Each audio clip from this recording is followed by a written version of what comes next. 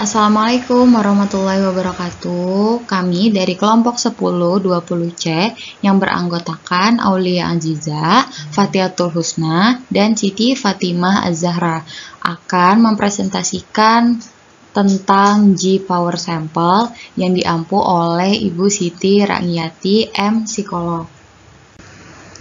Yang pertama itu ada pengertian G-Power.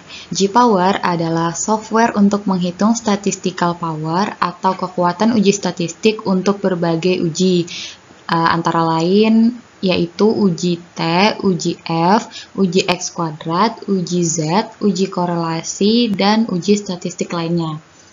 Jadi dalam melakukan ukuran sampel, kita seringkali berpegang pada konteks atau persepsi. Semakin banyak sampel yang kita uji, maka akan semakin baik. Besarnya ukuran sampel artinya populasi menjadi terwakilkan.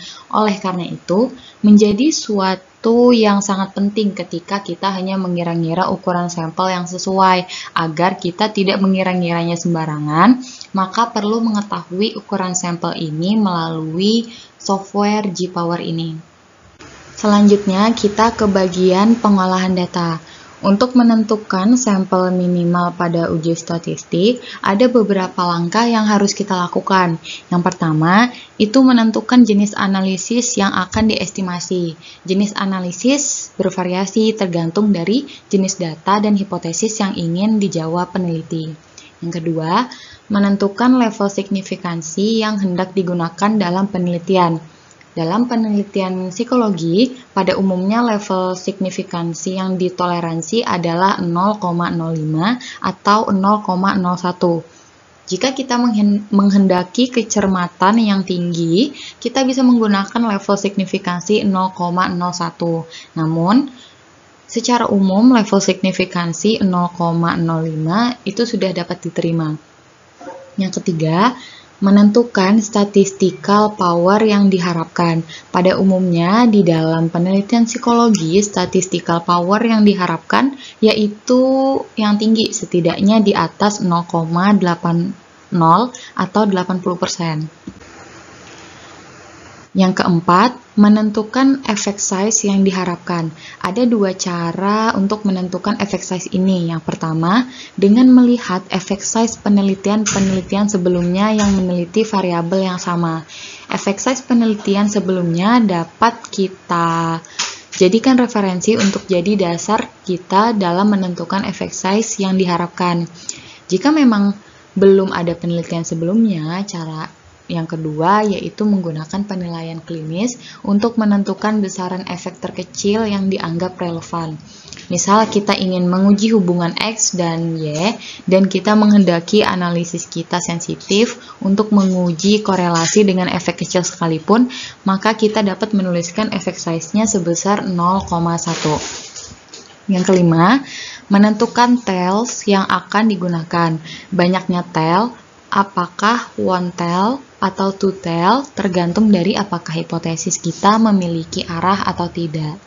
Selanjutnya adalah cara menentukan sampel melalui SPSS yang akan dijelaskan oleh rekan saya. Cara untuk menentukan sampel minimal uji korelasi dengan SPSS. Yang pertama, buka lembar kerja SPSS. Kedua, siapkan data yang ingin dianalisis. Ketiga, klik pada variable view di bagian data editor. Selanjutnya, pada kolom name, klik prestasi pada baris pertama, motivasi pada baris kedua, dan minat pada baris ketiga sesuai dengan variabel yang ingin kita teliti.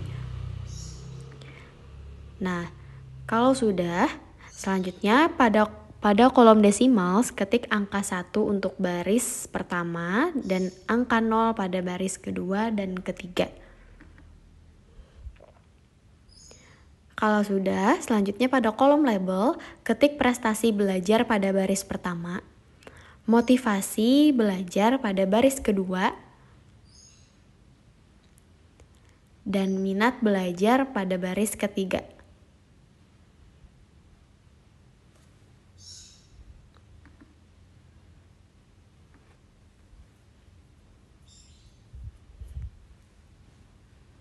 Kalau sudah, klik Data View di Data Editor.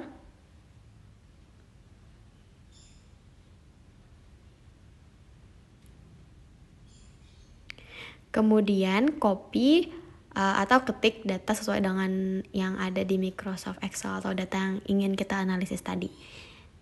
Tinggal di copy. Maka akan muncul data yang ingin kita analisis pada data view. Nah, selanjutnya pilih menu Analyze, kemudian Correlate, dan pilih Bivariate. Nah, maka akan muncul tampilan Bivariate Correlations, maka pindahkan ketiga variabel tersebut ke kolom selanjutnya seperti arahan yang ada di video, lalu pastikan bahwa bagian tersebut terconteng, yaitu correlation of F person. Pada test of significance pilih two-tailed. Kemudian diklik OK, maka akan muncul hasil sebagai berikut.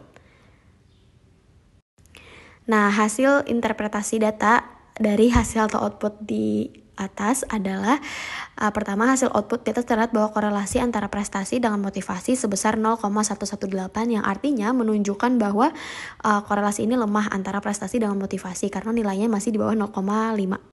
Yang kedua, hasil korelasi antara prestasi dan minat sebesar 0,379. Angka ini menunjukkan kedua variabel memiliki korelasi yang sangat lemah karena nilainya masih di bawah 0,5. Dan yang ketiga, sedangkan untuk korelasi antara motivasi dan minat sebesar 0,310 yang berarti kedua variabel memiliki korelasi yang sangat lemah karena nilainya masih di bawah 0,5. Selanjutnya ada ukuran sampel untuk uji korelasi. Langsung saja buka aplikasi G-Power. Ini adalah tampilan awal dari aplikasi G-Power. Terus pada t-test family itu pilih t-test. Terus di statistical test itu pilih correlation point biserial model. Lalu di type of power analysis itu pilih a priori compute required sample size. Lalu yang di effect size ini masukkan nilai korelasinya. Dan di power error probability ini masukkan 0,8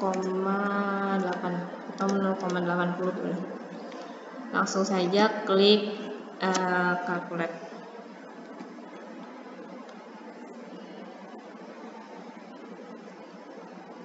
Nah, hasil output ini menunjukkan bahwa sampel yang dibutuhkan adalah 39. Karena ukuran sampel kami adalah 10, maka jumlah tersebut belum memenuhi kriteria untuk menggunakan uji korelasi.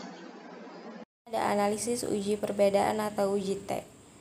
Data ini memiliki sampel berjumlah 20 sampel dengan 3 variabel. Langsung saja buka lembar kerja baru pada SPSS. Langsung di bagian name itu klik nama baris 1, yang baris 2 klik hasil, dan yang baris 3 itu klik jurusan. Jika sudah, di bagian type itu yang baris 1 sama 3 yang nama sama jurusan itu ganti string. Terus di bagian label yang baris pertama itu ditulis nama siswa, baris kedua hasil UN, dan baris ketiga itu jurusan sekolah. Terus klik data view, kemudian copy atau ketikan data sesuai dengan input yang ada di Microsoft Excel. Selanjutnya langsung klik analyze, lalu compare means dan independent sample t-test. Maka akan muncul tampilan independent sample t-test. Masukkan variabel pada kolom variabel untuk hasil, dan di grouping variabel untuk jurusan. Kemudian define group dan isikan pada grup 1 itu IPA, grup 2 itu IPS. Lalu klik continue dan OK. Hasil output ini menunjukkan kedua kelompok itu mempunyai masing-masing 10 sampel dengan nilai ujian jurusan IPA itu lebih tinggi daripada jurusan IPS, dan dapat dilihat dari rata-ratanya itu jurusan IPA itu dengan nilai 78,50 dan jurusan IPS itu 76,00. Selanjutnya, kita akan mengukur sampel uji perbedaan atau uji T. Setelah lembar G-Power terbuka, maka pastikan bahwa test family-nya tetap dites, dan di bagian statistical test kita ganti menjadi means yang two group. Nah, sudah seperti ini, lalu masuk ke determine, dan di sini ada mean grup 1 dan mean grup 2. Mean grup 1 kita isi dari nilai hasil analisis uji T yang sudah kita buat di lembar SPSS tadi. Mean grup 1-nya 78,50 dan mean grup 2-nya 76,00. Lalu klik calculate and transfer to main window. Nah, setelah sudah kita transfer, maka kita ganti dulu di bagian effect size itu sama dengan 5, dan di bagian power sama dengan 0,8. Lalu klik calculate, dan dapat dilihat bahwa ukuran sampel yang kita gunakan adalah 4. Dilihat dari total sample size, kemudian masing-masing kelompok minimal berukuran 2. Jadi, karena ukuran sampel kita 20, maka ukuran sampel data kita sudah memenuhi kriteria.